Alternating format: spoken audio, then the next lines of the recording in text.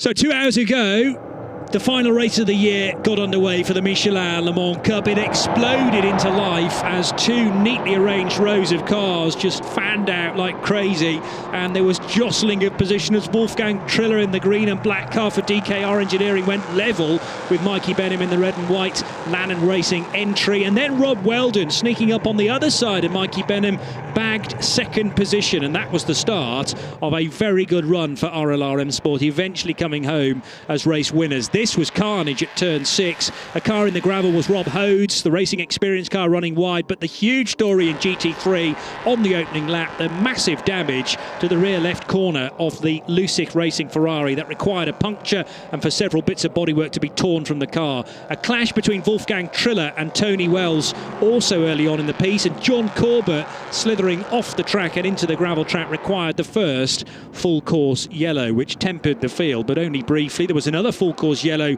for Christoph Ulrich's stranded Ferrari in the gravel trap at turn 16. Amazingly, he was able to reverse out of there unaided.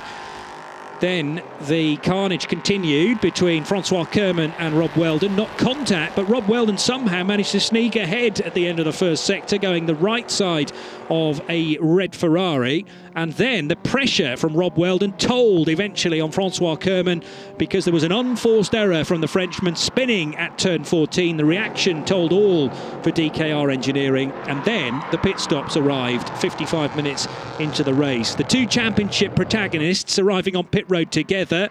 It would be a stall for Laurence Heur here, and that would give Duncan Tappy the advantage. Of course, the race leaders remained RLRM Sport at this point, with Rob Weldon handing over to Alex Capadia. But this would just be the start of the drama regarding the championship battle. There was first of all some contact between Laurence Heur and Duncan Tappy at turn 6. Tappy giving Heur no space at all as they approached the corner, and then afterwards, as Tappy approached turn 9 to go through the switchback from left to right, more contact was made.